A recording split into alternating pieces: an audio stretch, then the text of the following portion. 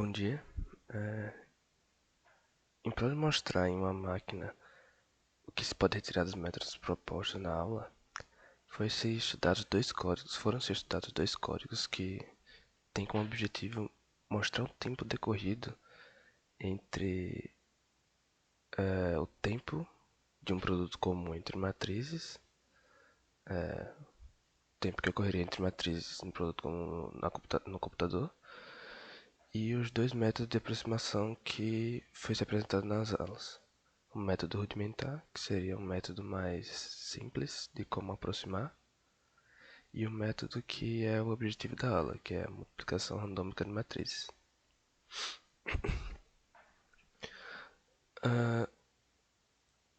No primeiro código, o rudimentar, deixa eu pegar aqui.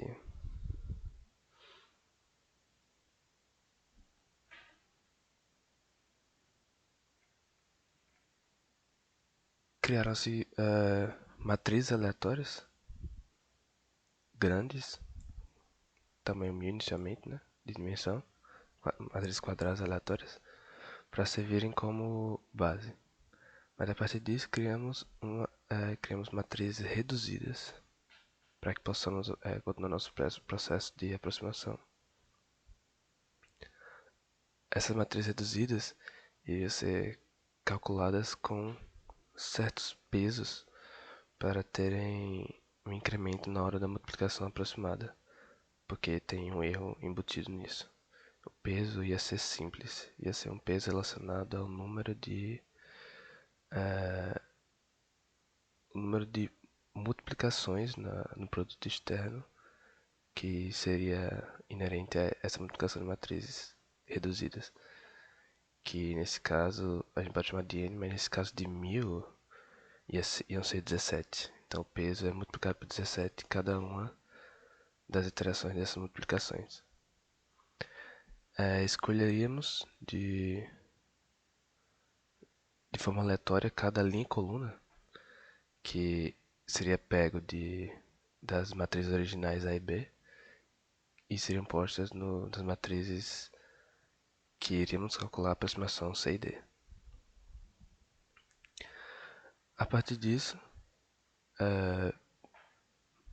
calcularíamos, né, a multiplicação C e D e iríamos fazer várias iterações calculando a média de várias linhas e colunas multiplicadas aleatoriamente que gerariam uma aproximação melhor, teoricamente. E a partir disso calcularíamos o erro relativo embutido em cada uma dessas iterações. Quanto maiores as iterações, o erro relativo deveria diminuir. Certo? E além disso, compararíamos esse resultado com o tempo original de multiplicação comum no computador entre as matrizes A e B direto. Anteriormente eu tinha falado sobre ter sido erro relativo, mas na verdade me trabalhei. É o desvio, quadrado desvio padrão, que esse erro é como esse erro é tratado. Mas enfim, pode-se ver que essa linha mais ou menos magenta, vermelha, é o tempo aproximado, tempo da aproximação, tempo que decorreu durante a aproximação. Cada iteração aumenta o tempo, porque o tempo vai rolando e, como pode-se ver, o desvio padrão vai diminuindo com o aumento do número de iterações, enquanto de amarelo está mostrando o tempo comum do produto comum, produto feito direto. Pode-se ver que o tempo só vale a pena, só é menor do que o produto direto, bem no início das iterações. Uns 5 iterações, 6. Mas ainda assim o desvio padrão é muito elevado, o que torna esse método inviável para cálculo de matrizes grandes como aqui mostramos aqui, de 1000, dimensão 1000. Pode-se notar que pela cara do erro, do desvio padrão, ele só iria diminuir para iterações muito elevadas. O tempo ia ficar absurdo comparado com a simples multiplicação direta entre as matrizes, que torna inviável essa aproximação, não seria útil. Além disso, pode-se notar que com o aumento do número de iterações, o gráfico do erro ele vai ficando cada vez mais constante. Claro, na teoria, no infinito, ele teria que chegar ao valor exato. Mas, como nesse caso o número de a dimensão é grande, ainda assim pode ter casos bem diferentes ao decorrer do tempo, ao decorrer do número de iterações, pode ter casos bem diferentes de matrizes criadas. Mas com o decorrer do tempo essa diferença não vai ser tamanha. Então, a média dos produtos gerados vão ser em um ponto vão ser praticamente igual à média anterior. Então o erro vai ficar praticamente constante com o tempo, vai variar bem pouco. Por isso que início tem o tranco inicial, que é a curva inicial que desce muito rápido, e quando vai passando o número de iterações ele vai ficando mais plano. E a gente pode ver isso mais claramente quando diminuirmos o número de a dimensão das matrizes. Esse tranco vai ser mais direto e a constância vai ser mais rápida de chegar, e o desvio padrão, o erro, vai ser bem maior em relação ao caso em que a dimensão é maior. Como eu havia falado, nesse caso com a dimensão 50, matriz tem dimensão 50 dessa vez, a anterior tinha 1000, então é uma mudança bem drástica. Pode notar que a curva inicial ela desce muito rápido. Quer dizer que o número de casos possíveis é bem mais rápido de se alcançar. Então, uma constância na média é bem mais rápida de se alcançar, em razão do menor número de casos possíveis de matrizes criadas.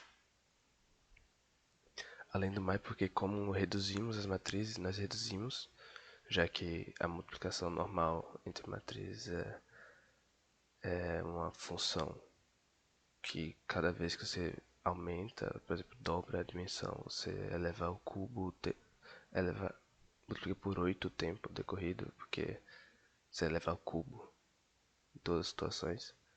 Então, escolhemos por diminuir a dimensão da matriz em raiz, raiz cúbica da dimensão original. Ou seja, se aí você tem 50, seria reduzido até a dimensão 3, enquanto o outro que era 1000 seria reduzido até a dimensão 17, para fazer com que valesse a pena usar essa aproximação. Mas como pode se ver, essa aproximação usando esse método não foi tão eficaz, porque o erro está bem maior do que o erro, quer dizer, o desvio padrão está bem maior do que o anterior, porque agora, como a dimensão é bem menor, o desvio ele é bem maior, já que, como eu falei, o número de casos possíveis é bem pouco, então não geraria tanta chance de ter aproximação assim. Claro, no infinito ia chegar, mas como pode-se ver, o tempo original da multiplicação direta entre as matrizes originais não está nem mostrando o gráfico tão baixo que está comparado à subida também baixa do tempo decorrido para a aproximação. Então pode-se ver que esse método não é tão bom nem para matrizes grandes, nem para matrizes pequenas. Esse método rudimentar, que é a mera multiplicação com incremento do número número de somas que vai haver no produto externo e a mera escolha de linhas e colunas por meio de aleatoriedade. Então agora iremos mostrar o método que a aula trata. Nesse código, assim como o anterior, nós escolhemos uma dimensão inicial. De início vamos escolher uma grande, 5.000 não, porque demoraria muito tempo no meu computador. Criamos matrizes aleatórias, grandes também, com dimensão escolhida aqui. E iniciamos o processo da criação de pesos. Os pesos, nesse caso, seriam relacionados, como já mostrado nas aulas, à norma do produto da linha e da coluna escolhidas para o produto externo.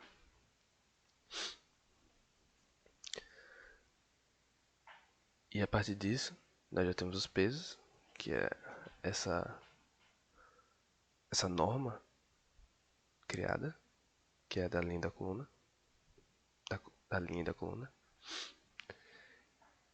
E cada uma dessas normas vai ser relacionada à linha escolhida e coluna escolhida para o produto externo. Então, meio que cada multiplicação de linha e coluna para o produto externo tem seu peso único para o produto final da aproximação. Porque quanto maior seu peso na aproximação, ele tem que ter uma relevância maior. Se ele tem uma relevância maior, cada vez ele vai ficando mais próximo do resultado final e mais rápido próximo do resultado final. Diferente do método rudimentar, que demora muito, porque ele não tem esse incremento relacionado à importância que essa parte do produto externo tem no produto final da multiplicação real do produto. Então, a partir disso, nós criamos as matrizes reduzidas, que nesse caso, como é 1000, vão ser reduzidos para 17, 1000 por 17 e 17 por 1000. E multiplicamos tudo pelos seus pesos, que seriam suas normas. Calculamos o tempo e fizemos o mesmo erro do método rudimentar mostrado anteriormente.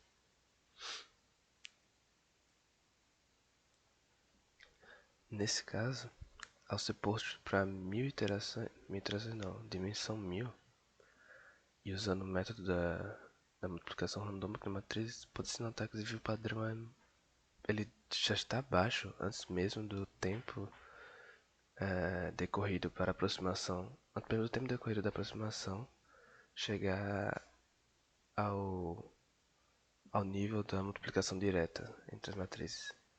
Isso mostra que esse método é muito bom comparado ao anterior. Ele é bem melhor utilizado quando tem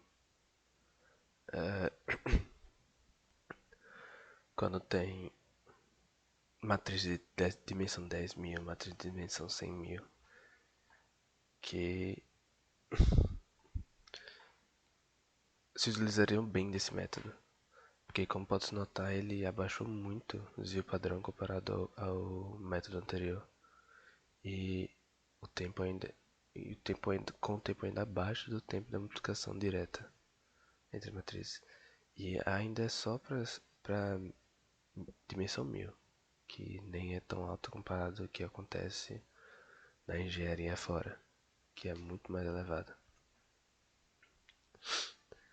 E nesse caso é possível ver que esse método é eficaz, que ele tende a descer até chegar ao ponto que chegue bem mais rápido à igualdade da multiplicação direta. Como eu falei, só com 1000 iterações, que é o mesmo número de iterações do método anterior, ele chega bem mais rápido a tender a zero. Você vê que o desvio padrão, esse erro, está quase zero, menos que 0,1. Isso mostra o poder desse método. Mas nem tudo são rosas. Ao se pôr esse método para dimensões pequenas, tipo de 50, pode-se ver que o desvio padrão é absurdo comparado comparado ao tempo que se leva para fazer a aproximação, realizar a aproximação com várias iterações. Pode-se ver lá no final o, a subida do tempo das iterações feitas na aproximação. Enquanto não dá nem para ver o tempo da multiplicação direta, está tão abaixo. Então posso notar aqui os dois métodos parecidos para dimensões pequenas, mas quanto maior o número de dimensões, os dois aumentam. Mas o método da multiplicação de matrizes método de multiplicação aleatória de matrizes é muito mais eficiente, tanto que até com dimensões menores ele não tende à constância, ele está diminuindo mesmo assim, diferente do método anterior que quase tendia à constância com o passar do número de iterações. Então esse método sim é feito para dimensões enormes de matrizes, 10 mil, 100 mil, 500 mil, que tem um uso absurdo na engenharia. E então é isso. Este foi o código que estudamos para mostrar na aula e mostrar com imagens e gráficos o que nós queríamos apresentar na aula anterior. Muito obrigado.